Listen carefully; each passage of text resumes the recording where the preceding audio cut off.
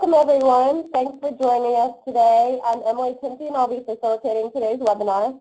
During today's presentation, attendees will be in listen-only mode. If you experience technical problems, please use the questions pane of the GoToWebinar control panel. I'll be monitoring that area throughout the presentation. You may also use the questions pane at any time during today's presentation to ask questions you may have during the talk, but remember that your questions won't be addressed until the end of the presentation. So, we are pleased to have Molly Woloszyn with us today. Molly Woloszyn is the Extension Climate Specialist for Illinois Indiana Sea Grant and the Midwestern Regional Climate Center, which are both a part of the University of Illinois at Urbana-Champaign. As the Extension Climate Specialist for both programs, Molly is responsible for communicating climate-related information to various audiences throughout the Midwest. Molly's current work includes assisting local governments adapt to weather extremes of climate change, providing expertise on historical trends and potential local impacts of climate change, and working on the Midwestern Regional Climate Center's Vegetation Impact Program. Molly's educational background includes a master's degree in atmospheric science from Colorado State University and a bachelor's degree in meteorology from Northern Illinois University. So Molly, whenever you're ready. All right, thank you. Hi everyone, and thank you Emily for the introduction. As she mentioned, my name is Molly Woloszyn, and I am the Extension Climate Specialist for the Midwestern Regional Climate Center.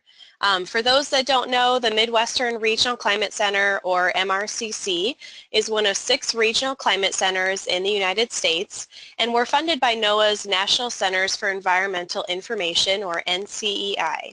We're located at the Urbana campus of the University of Illinois. So today I'll be talking with you about our FrostFreeze guidance project, what it is, and also how you can be involved as a National Weather Service forecaster. Trying to switch, there we go. So what is the FrostFreeze Guidance Project in a nutshell? Well, it's a collaboration among weather forecasters, university extension specialists, state climatologists, and other vegetation experts. And its goal is to improve communication between these groups about the state of vegetation and its susceptibility to potentially damaging low air temperatures. So for the National Weather Service, this project is meant to help with you issuing FrostFreeze headlines with on-the-ground information about vegetation and to coordinate with your neighboring offices.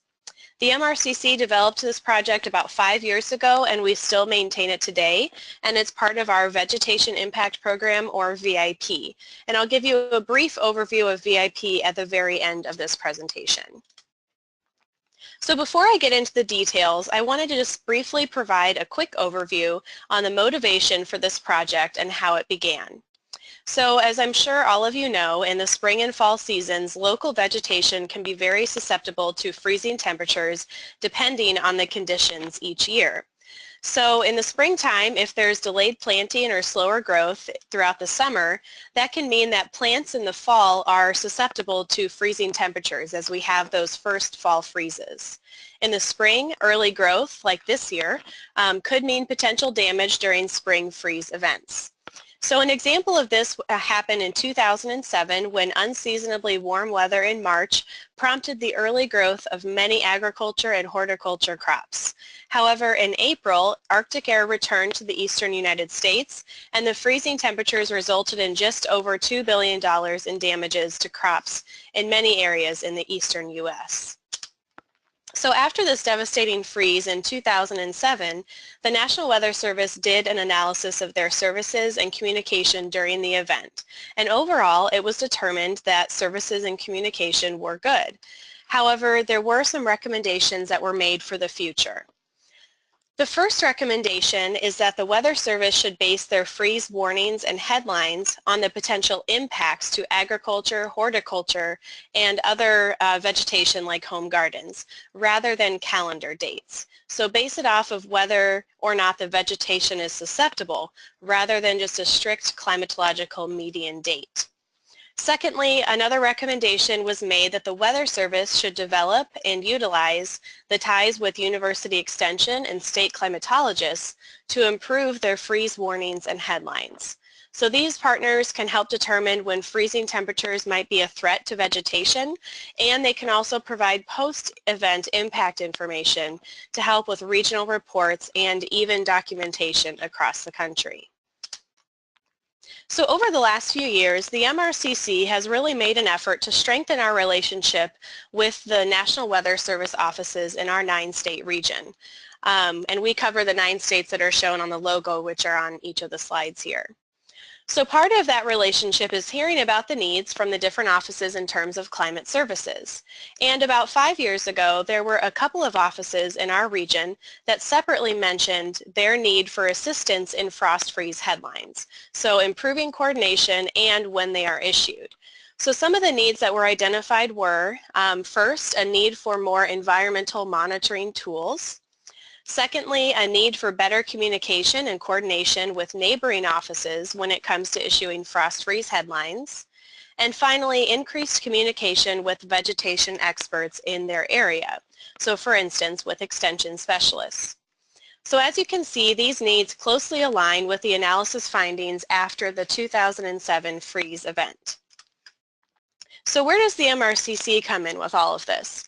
Well, after hearing the needs of the Weather Service offices in our region related to FrostFreeze guidance, the MRCC realized that we had a good opportunity to help, and those are for 4 main reasons. The first is that we do have a relationship with not only the National Weather Service, but also the state climatologists and other vegetation experts like Extension.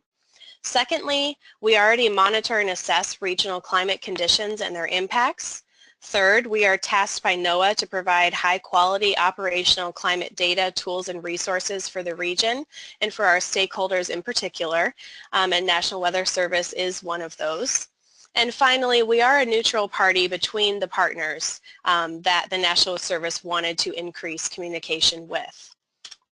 So driven by that motivation and the needs from the National Weather Service, the MRCC developed the FrostFreeze Guidance Project about 5 years ago. So within this project, we offer several products and tools to monitor the current freeze season, as well as ways to increase communication between forecasters and local vegetation experts. So the photo here on the slide is a screenshot of the homepage for the FrostFreeze Guidance Project, and the URL is listed just below it. So the products and tools include our daily freeze and climatology maps, which are all offered either through static maps or an interactive GIS page.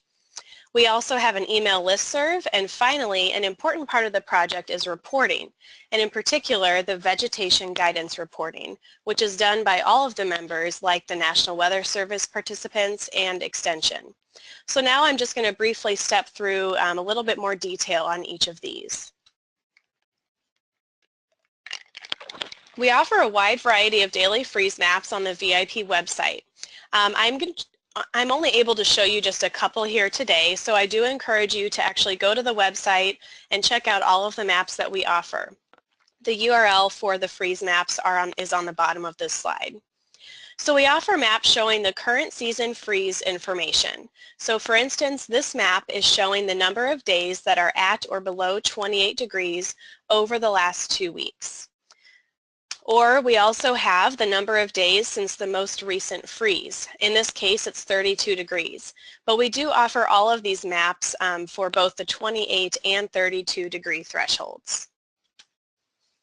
We also offer maps that show the number of growing degree days that have been accumulated since the most recent freeze event. So these can be very useful when trying to get a picture on how much growth has potentially occurred and whether or not vegetation might be vulnerable to freezing temperatures. So this map shows the accumulated modified growing degree days since the most recent 32 degree freeze. And finally, we also offer climatology maps for both 28 and 32 degree temperatures. So for instance, this is showing the climatological date of a late last 32 degree freeze in the spring. So here I'm showing you that you can also zoom into different regions of the U.S. on our maps on the website, as well as the broader picture of the U.S.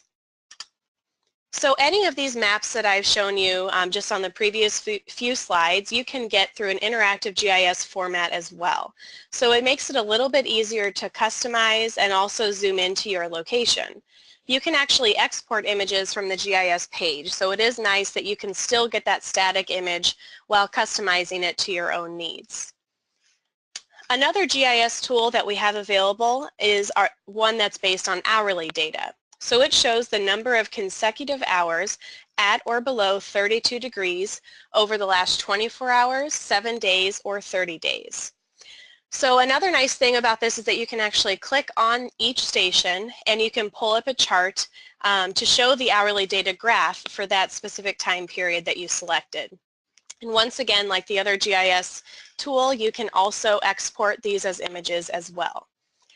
So all of these maps that we have available, the daily freeze maps and also the climatology maps, are available to help you as a National Weather Service forecaster get a clearer picture on whether freeze headlines or warnings may be needed based on not only the atmospheric conditions, but also how vegetation may be responding to those conditions as well. So secondly is our email listserv. When you join the FrostFreeze Guidance Project, you are automatically signed up for the email listserv. However, don't let that deter you from joining. We know that people do not want to be bombarded with emails, so the listserv is limited in terms of what communication you receive. And as you might expect, the listserv is definitely most active in the spring and fall seasons and pretty quiet throughout the rest of the year. So currently we have 271 people subscribed to the VIP FrostFreeze Guidance listserv. The map is showing where the people are located that are members of this project. I do apologize, the map is about a year out of date. I was not able to get an updated map, but it does kind of show you the distribution across the country in general for what we have. And most of our subscribers are in the central US, since that's where we're located and that's where the project started. However, a couple of years ago, we did expand it to a nationwide program, and we do hope that through efforts like this webinar, that we will continue to expand across the country. So the listserv is made up of state climatologists and National Weather Service forecasters like yourselves, and I'd say that right now a majority of our subscribers are from the National Weather Service. We also have University Extension, members from NCEI and also the USDA, and also the Regional Climate Centers. So we are continually trying to get new members, especially coming from the vegetation expert side of things like Extension, Master Gardeners, and Growers. We do actually ask our National Weather Service members to help with this effort though, because you may know vegetation experts within your region that could add valuable information to the local status of vegetation. So we encourage National Weather Service to encourage these other members to subscribe to the project. We also do have a lot of National Weather Service participants that actually reference conversations with Extension in their own reporting. So rather than the Extension personnel reporting, the National Weather Service says, we talked to Extension and they said this, which is also a good way to provide the rationale for your reporting. While it would be great to have membership from Extension, it's also nice to get that reference as well from the National Weather Service. So what do we send out on this listserv? Well, during the active freeze seasons in the spring and fall, the MRCC team will send out weekly emails or every other week with reminders to update your guidance and any other information that might be important for that season. Also, the email listserv is tied into the reporting aspect of this project. You will get email notifications on the reports submitted for only your area, so the listserv is geographically limited. You only receive reports for those within your CWA, as well as any neighboring office that touches your CWA. So this helps fill one of those needs of the National Weather Service to increase communication among neighboring offices. And finally, you'll also receive reports for any vegetation expert that is signed up within your state. So finally, that leads me to a very important part of this project, which is the vegetation guidance reporting. So all members are encouraged to report for their CWA or their county, depending on if they're not with the National Weather Service. So you, as a forecaster, report on the current state of vegetation in your county warning area. And this is also tied to whether your office is going to issue frost freeze headlines or not. So on the slide, I have a screenshot of what the online form looks like. You can either submit these forms by state, by crop reporting district, or by CWA. So the example here on the screen is showing the county warning area avenue to submit the report. And you can see that you're able to select your entire CWA or just a specific few counties. So it might be different between the north and the south on the guidance. So that's why we have it set up for you to select specific counties. So the question for these reports is fairly simple. Is current vegetation susceptible to freezing temperatures? And the options are no, vegetation is not currently susceptible to freezing temperatures. So this could mean that there is no vegetation growing, like in the winter, or if there is, it's not at a state that is susceptible. This also means that frost freeze headlines are likely not needed in your CWA. Secondly is maybe. Some vegetation may be susceptible to freezing temperatures. So with only some vegetation susceptible, your issuance of frost freeze headlines may depend on the type of vegetation that's vulnerable or how low the temperatures will be. And finally, the last option is yes. Vegetation is susceptible to freezing temperatures. So this means that there is vegetation growing and it would be damaged if freezing temperatures were to occur.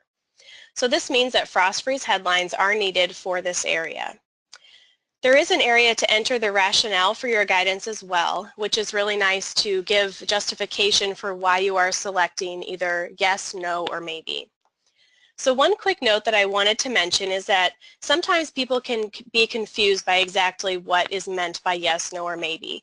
I wanted to emphasize that the yes, no, or maybe is not whether freezing temperatures are in the forecast. It is, would vegetation be susceptible and potentially damaged if freezing temperatures were to occur? So what happens once you submit this report? Where does it go? Well, first it's sent to the email listserv, and just as a reminder, that is to people in your geographic area. So for the members in your CWA, also neighboring CWAs, and any vegetation expert that's in your state will receive your report. Here are a few examples of very recent guidance, and we've had a lot of activity recently just because of the unusual warmth across much of the country in February. So this first one was submitted by the Kansas City National Weather Service office, and it says yes for its status. The rationale they provide is growing degree day values are at or near values where vegetation may be susceptible. Also, feedback from several area horticulturalists suggests that area trees and plants would incur damage in the event of a hard freeze. So this is one of those examples where the National Weather Service office is referencing information that they've received from the vegetation expert as opposed to the vegetation expert submitting it themselves. The second example, though, is from an extension agent in Gibson County, Indiana, which is further south in the state. And he says yes for the status as well. And the rationale he provides is that key vegetation, particularly fruit tree species, are susceptible. So the report is not only sent through the listserv, but it also populates the vegetation guidance status map on the VIP website, which is what you see here on this slide.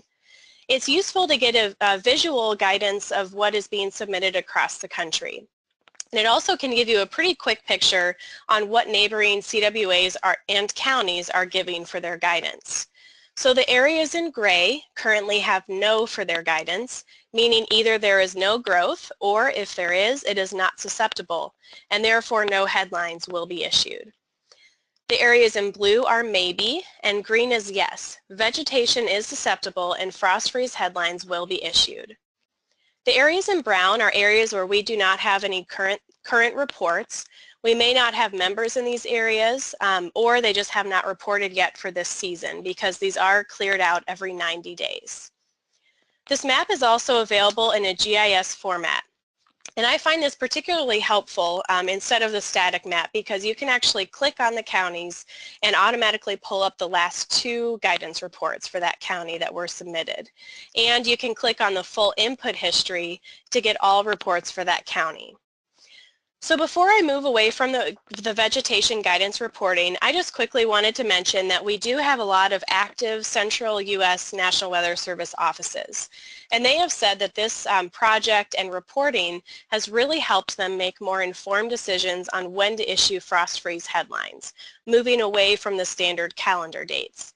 They have also mentioned that it has substantially helped in coordinating with their neighboring offices. So finally, the Frost Freeze Guidance Project also offers freeze impact reporting.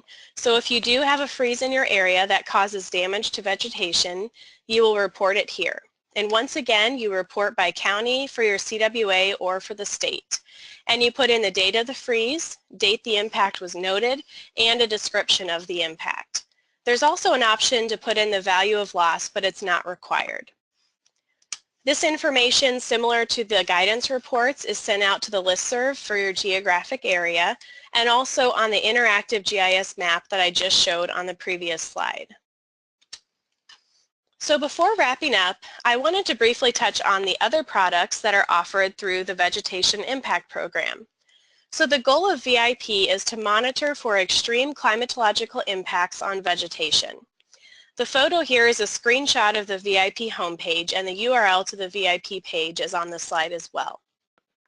So we currently have 4 main products that we offer through VIP. And the first is the Frost Freeze Guidance Project, which you just heard about.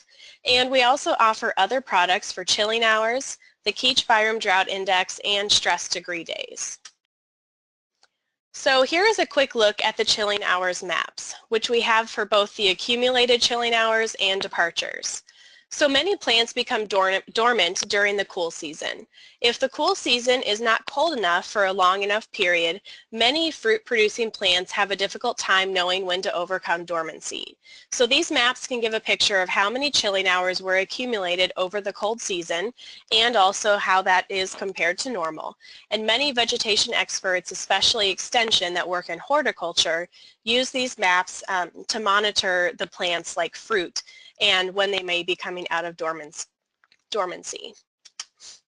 So secondly, the Keach-Byram Drought Index, or KBDI, is a drought index that is updated daily, and it is based on temperature and precipitation. It is one of the few daily indices that's used to monitor drought, particularly in the wildfire community. So we offer the daily index as well as the daily index departures from normal, which are shown on the right. And finally, we offer stress degree day maps for corn plants, both the accumulated map, which is on the left, and as well as the departures map, which is on the right. So when temperatures get too warm in the summer, the corn growing process can shut down. So for corn, this is when temperatures are over 86 degrees or higher. So these maps can help get a picture regarding how much stress corn plants have been under in a particular season. So the last thing I wanted to leave you with is how to subscribe to the Frost Freeze Guidance Project in order to become a member for your CWA. So I'll leave this up so you can write it down as needed, but just briefly, what you have to do is to send an email to lists@list.illinois.edu, and in the body of the email, you put subscribe freeze list with your first and last name, and you would want to leave the subject blank. So for example, for myself, I would put subscribe freeze list Molly Woloszyn. Or you can also just email me and I'm happy to sign you up. But just as a quick note, we do process these subscriptions during normal business hours, Monday through Friday. So what I get is an email saying that you have now subscribed, and then I have to manually add you into the online system. So if you were to subscribe on a Friday night at 10 p.m., I likely will not be able to enter you into the system until Monday morning. So just try to keep this in mind when you are subscribing. I know that the hours are different for the National Weather Service. You don't just operate in business hours. So we are working on ways to make this more streamlined and efficient so you don't have to rely on that. But this is currently how we have to do it. So I hope that those on the webinar today found this overview useful, whether you are a current member and just wanted a little bit more information on how you can participate, or if you're interested in joining for your weather forecast office. I hope that it helped clarify what your role would be and how it could benefit your office. So I think there's some time for questions now. Emily, I don't know if any questions have come in yet or not. Thanks, Molly. Yeah, we don't have any questions right now, but just a reminder that you can submit your questions through the questions pane of the GoToWebinar control panel. Yeah, please do that now as you have questions arise. So thanks again, Molly. I really appreciate it. Very useful, and I think it's a great decision support tool, especially since that's the way our agency is going these days. I was curious, how often are people submitting the reports? You know, during the spring season, like especially when we had the warm temperatures in February, you know, I check it every maybe couple days, and I will have maybe 30 or 40 reports during the active season within the last few days. So it definitely is pretty active. The weekly emails that the MRCC sends out usually does kind of promote a little bit more updating of the guidance, so I think you'll see the most activity once those go out. But yeah, it's definitely become a pretty, trying to think of the right word. The offices that participate are really good at just knowing to update it themselves, and I think, like I mentioned, they have found it useful not only for their own office but also, you know, to coordinate with their neighboring offices. Great, thanks. We did have a question come in. Can you review how one can access first or last freeze dates for specific locations? Yes. I'm trying to think if it might, let me see if I should go back, or maybe I could just open up. Pull up the website if you want. Yep. Yeah, that might be easiest. Really quick. Okay. So can you guys, you can see that, correct? Correct, yep. Okay. So I believe the question was, how do you access the first and last dates for freezes in the spring and fall? Is that correct? Yep, this is specific locations, yep. Okay, so that's most probably easiest through the freeze map interface, the GIS tool. So when you're here, you can go to climatology, and you can either select that you want to show it by points or by shading, or both. So let's say, why don't we do a late last spring. So you can zoom in, and for instance, let's say we're in Tinley Park. It will then pull up a chart that actually shows all of them. So then you can get the specific date for your area. Okay, perfect. Hopefully that answered the question. Is that good? I think so, yep. Okay. Can reports be issued for areas smaller than the county level? Counties in the west are very large and the climate differs sharply across the county. Unfortunately, no. We do just have it set up for the county. Let me log in here really quick and just double check. But yeah, I'm pretty sure.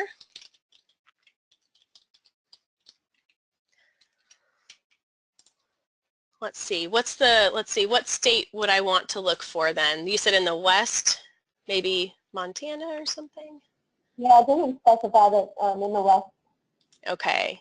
Yeah, I'll just click on, yeah, we don't have the option for sub-county level, but that is a potential that if it's something that we could get data for to actually, you know, match up, we maybe could figure it out, but I'm not promising that. But I guess I would recommend that person to potentially reach out to me and maybe give me a little bit more information, and we can kind of go from there.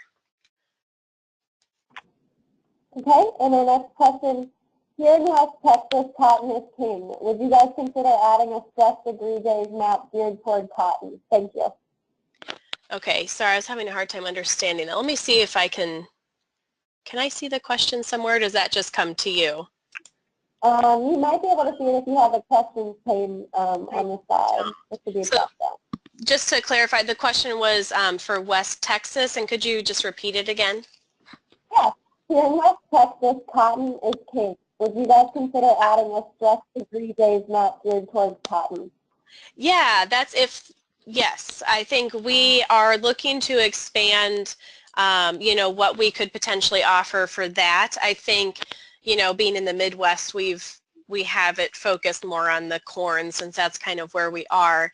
But a wish list item is to expand it to other crops. So kind of once again, I would, love to get the contact information for that person where we could get a little bit more information about do you have the thresholds for cotton, where is that information, and potentially seeing if we could expand that. So it's definitely something we want to do, and having the feedback on what would be useful from National Weather Service like that could definitely help us prioritize that a little bit more.